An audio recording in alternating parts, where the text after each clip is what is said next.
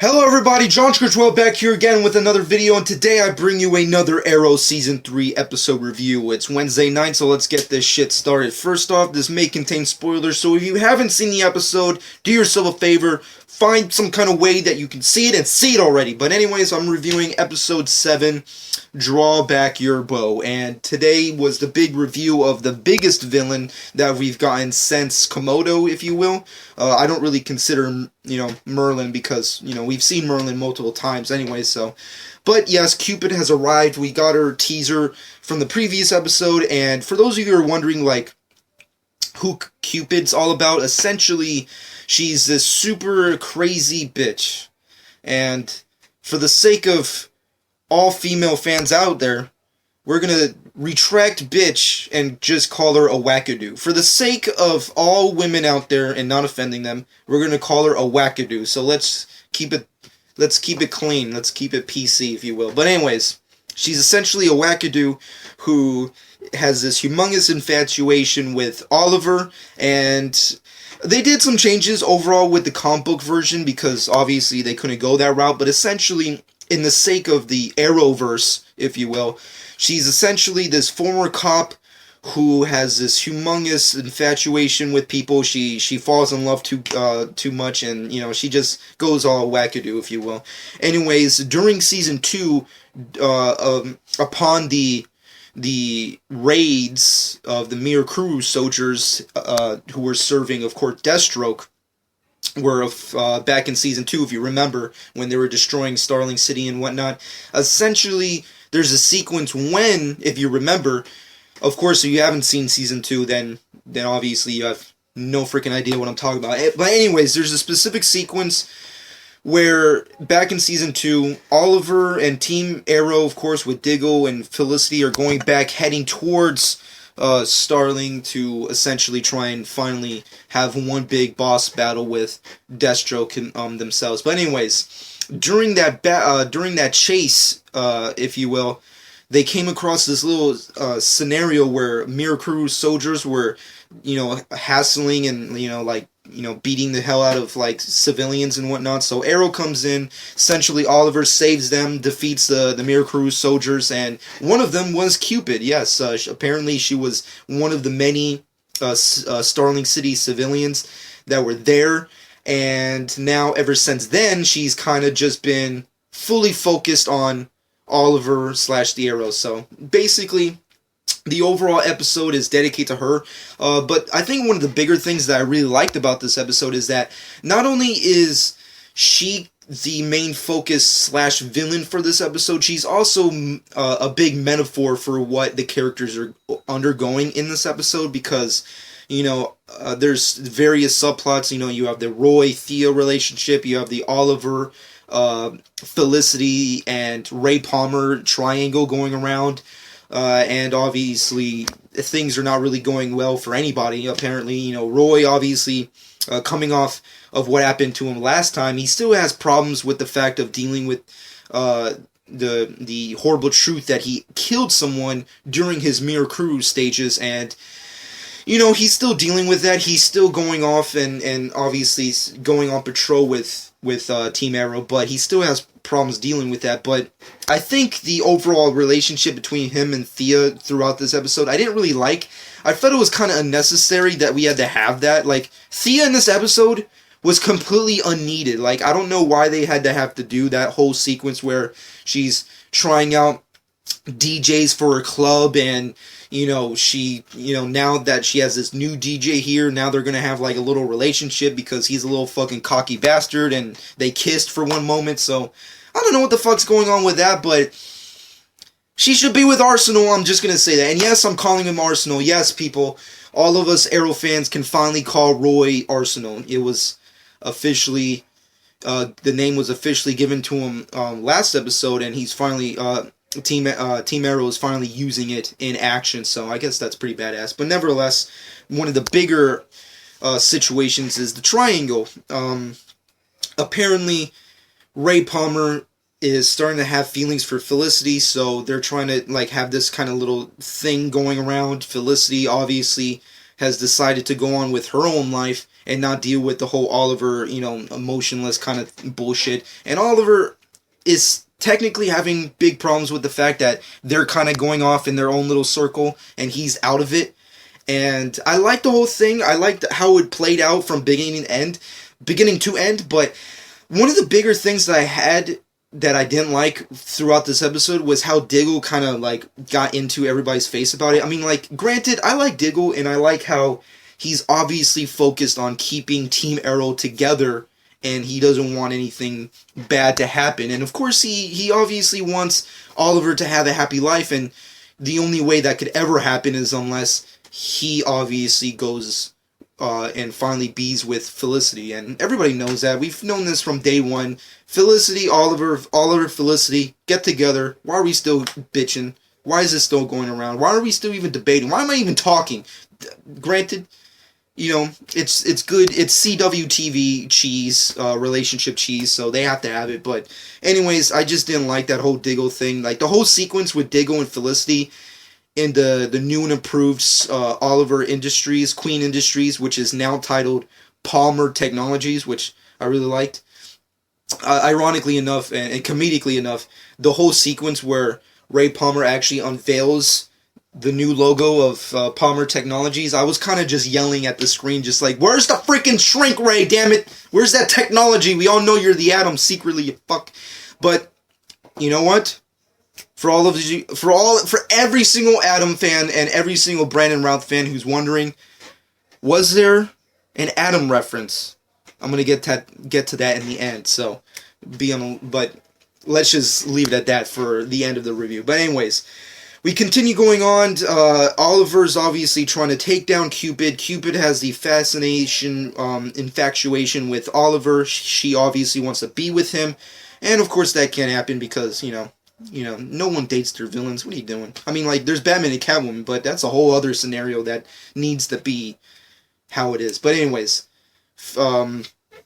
Oliver's obviously dealing with his own problems in the Hong Kong flashbacks. Yes, we have more Hong Kong flashbacks, majority of which kind of go well together with this episode. I really like the fact that even back then, he still kind of has like this entire situation where he longs to have a family of his own and have a loving person by his side, which I really liked, because in the flashbacks, Katana's husband, Mateo, obviously goes missing and is allegedly killed, apparently, and we got some good Katana action sequences with a samurai sword, to say the least, and I think it's good that we finally got that. We saw a little promo of that anyways, so we knew that was coming up. Unfortunately, Mateo is not dead. I say that mostly due to the fact that I don't know why, but ever since we saw Katana in this season, I get the feeling that she will be presented in present day, but she will be against Team Arrow for some reason. I don't know why. And maybe that has to do with maybe Oliver failing his mission in Hong Kong, which leads to Katana's husband and possible, child / to be killed. So, I don't know. And because of Oliver's fault, so I don't know why I wanted him to die. As much as I like the actor who's playing Mateo, Katana's husband, I just wanted him to die just so that could lead up to the catalyst of having Katana in present day and being against Team Arrow. So that's what I kind of wanted. But they didn't really go that route. We actually find out that he is still alive. He kind of got away, scot-free, and they have that little moment together, so it was good for what it was, but I kind of wish they went the other route. But nevertheless, the overall episode was good. There wasn't really anything big or epic. I kind of felt the villain was used correctly, but I didn't feel like she was that, intimidating enough. I feel like at every single moment in this episode, and this is just my personal opinion, obviously you can tell me in the comment section below, but throughout this episode, I just kept feeling like there was a perfect opportunity to take her down so easily. It's almost laughable because, when they first meet up, Cupid's like right behind Arrow. Like Oliver, you're supposed to be the superhero of, the CW universe, of Starling City and whatnot, and you've been doing this for years already, so, like, how is it so laughable that you're incapable of noticing that the person who's causing all this trouble this episode is like literally like what, a good 100 yards behind you or something. I just felt that was unnecessary. And then there's another sequence where you could have defeated her easily when Roy is obviously, or Arsenal, when Arsenal comes in and they try to research and find out where Cupid technically is, and obviously save her the hostage she has. There's a sequence where he comes across Cupid and Cupid takes her down. I felt that was unnecessary. I mean, like, Roy, you've been training for months now. Like, what's the point of you doing those front flips if you can't fucking take out your supervillain? I mean, come on, dude. I just felt, out of all the front flips that we see Roy do throughout this season, he can't use them to his advantage. I mean, come on. Unless you're gonna, like, become Mirakuru strong again, just stop with the front flips and just take the person down. Stop being so... I don't know. It's really difficult to say. But anyways... And also, there's another sequence. The big, obvious battle, final battle between Cupid and Arrow, it doesn't really go off that good. I felt it could have been taken down easily. I mean, I also felt that the overall battle between Oliver, the final battle between Oliver and Cupid just didn't really go out together. I mean, I just felt that Oliver, he's obviously physically and tactically superior to Cupid. I mean, Cupid in the reality of this universe, she's just a former cop. She doesn't have any superhuman strength. She hasn't been trained by anybody. She's just a former cop. So I don't know how it's possible that she's able to take out Roy and kind of hold her own against Oliver. I just didn't see that happening. I felt it was completely unnecessary. But in the end, Oliver does take her down, and we have this really nice last sequence with, Palmer and Felicity where they actually kiss. And Felicity, I'm going to say this for all the Felicity fans out there, Felicity gets hotter and hotter every fucking episode. I don't know why, but in this season, Felicity gets hotter and hotter, and I think it's fucking awesome. I'm just going to leave it at that. It's just awesome. But Ray, Palmer, and Felicity have their first kiss together, and it was pretty epic, to say the least. And Oliver obviously comes in and sees it, which leads him to go all angry and, go on a rager in the Arrow Cave, if you will. But where is it going to go from there? I have no idea. We're just going to have to continue to wait and see. But that was pretty much the epicness of this overall fucking episode. It was pretty epic. I loved every moment of it. It's pretty much one of my favorite episodes so far. I think the last good episode we've gotten in Arrow was The Magician. I think that was my last favorite episode, but this one definitely goes up on there and tops it. I think the villain was good for what she was. I think they did her justice from her counterpart. Although I felt that she was a little too physically adequate for her own good. I'm just saying. It just felt like they could have taken her out so easily before, and multiple occasions they encountered her, that it just felt unnecessary. But other than that, I did like the episode. The writing was good. I liked the whole relationship sequences between everybody. Obviously, everybody's dealing with their own turmoil. Roy has his own problems, not to mention Thea. And then there's the triangle that has now developed, and you never know. Will Oliver ever get with Felicity? I have no fucking clue. Is Felicity gonna try and fulfill some kind of new relationship with Ray? Is Ray gonna try and start a relationship with Felicity? I have no idea. We're just gonna have to wait and see. But overall, the episode, I'm gonna give it a 9 out of 10. It was really that good. And you may be wondering to yourselves, why do I give it such a 9 if there wasn't really anything that big and epic about it? Well, there's two big epic occasions that happened in this episode that personally took me over the top, and I was like, yes, I was waiting for it all season, and we finally got it. And it was Brandon Routh working out. No, I'm just kidding. It was not Brandon, although it was good to finally see him work out with his shirt off. Come on.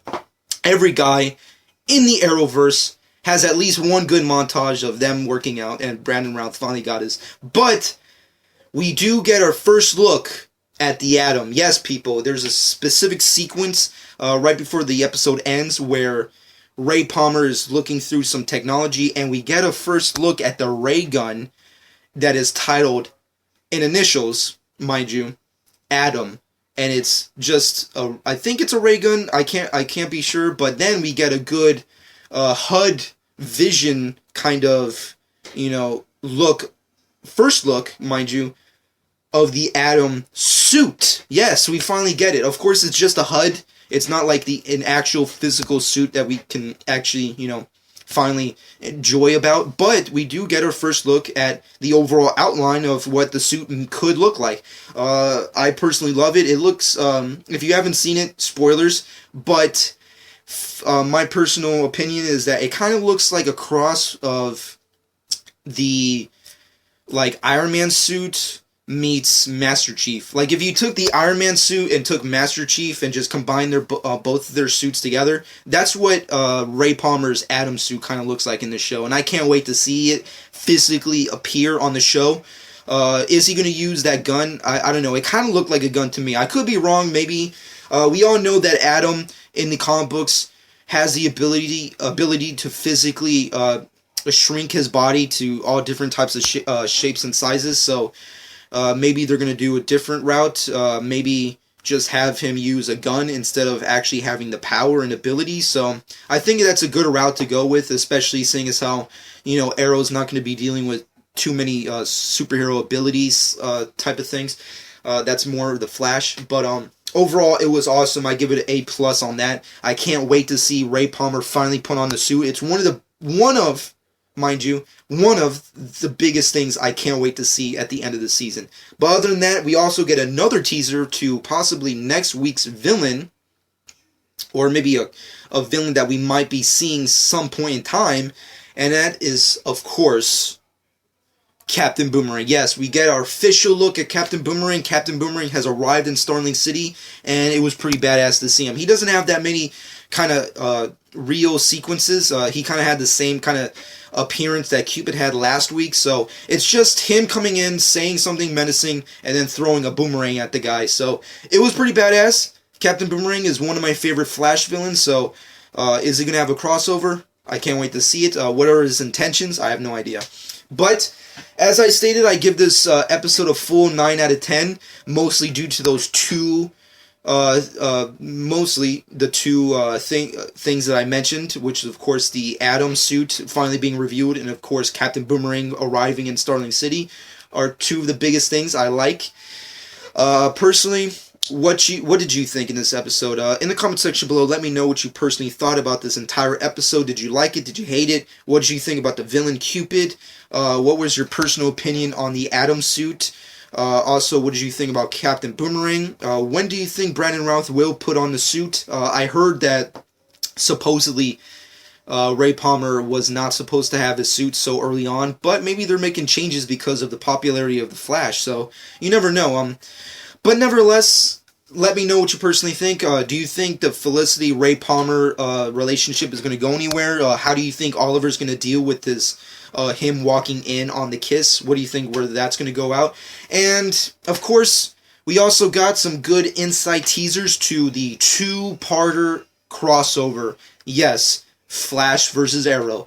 The first episode will be appearing on next Tuesday on The Flash, which is titled Flash vs. Arrow, and then it will follow up on the next Wednesday, The Brave and the Bold, if I'm not mistaken. Or maybe it starts off with The Brave and the Bold. I can't remember. It has to be one of those two, because Arrow is going off air in December and will not be returning until February, if I'm not mistaken. I'm pretty sure that's what Stephen Amell said, that after the fall break, they'll be returning in February of next year. So I think that's when it's going to happen. But check out the teasers, and of course next week they'll have more information and teasers for the upcoming battle between Team Flash and Team Arrow. I can't wait.